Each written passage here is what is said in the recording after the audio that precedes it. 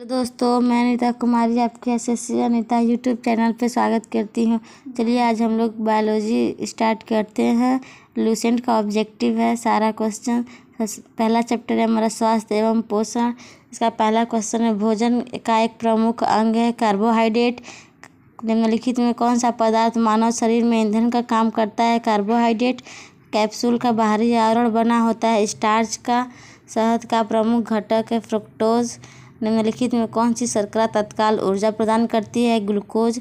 शहद में मुख्यतः होता है कार्बोहाइड्रेट। निम्नलिखित में से कौन सा सर्वाधिक ऊर्जा प्रदान करता है? कार्बोहाइड्रेट।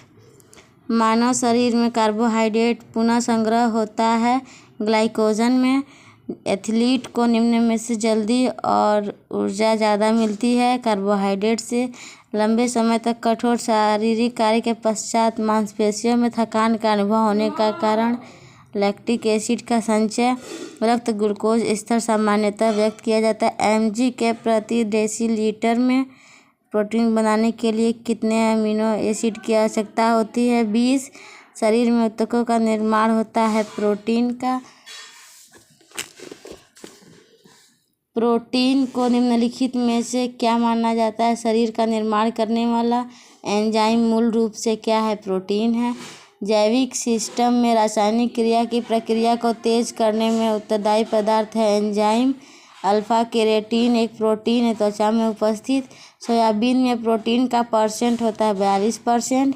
किसमें प्रोटीन नहीं पाया जाता है? चावल में।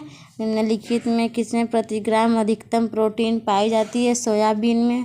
शाकाहारी अधिकतम प्रोटीन पाते हैं दालों से। सबसे अधिक प्रोटीन किसमें पाई जाती है? सोयाबीन से। मानव शरीर में वसा जमा होता है वसा ऊतक में। मानव शरीर में त्वचा तल के नीचे विद्यमान निम्नलिखित में से किसके विरुद्ध अवरोधों का काम करती है? शरीर की ऊष्मा का क्षय। ऊँट बिना पानी पिए कुछ दिनों तक मरुस्थल में रहता है, ऐसा कर पाता है अपने कुबड़ में जमा किए चिकनाई का प्रयोग करके। निम्नांकित भोजन में किससे प्रति ग्राम सर्वाधिक ऊर्जा प्राप्त होती है? वसा में। विटामिन शब्द किसने प्रतिपादित किया? फंक ने। किस यौगिक के किस समूह को सहायक आहार कारक कहा जाता है? विटामिन। किसे रक्षात्मक पदार्थ कहा जाता है? विटामिन को। विटामिन ए का सर्वोत्तम स्रोत गाजर। विटामिन ए भंडारित होता है लीवर में। निम्नलिखित में से किसे विटामिन की कमी से होती है? रतौंधी। विटामिन ए की कमी से। निम्नलिखित में से कौन सा एक विटामिन ए का प्रचुरतम स्रोत है? आम। थायमिन नाम विटामिन B1 का। निम्नलिखित में से विटामिन में किसमें कोबाल्ट होता है? विटामिन B12 में। शुष्का छिपकोप का मनुष्य में प्रकोप किस विटामिन की कमी से होता है? विटामिन ए की कमी से। साइनोकोबालामिन विटामिन B12 का रासायनिक नाम है। विटामिन जो खट्टे फल में पाया जाता है तथा चर्म को स्वस्थ रखने के लिए जरूरी होता है। विटामिन सी। विटामिन सी का सबसे उच्चतम स्रोत है आंवला।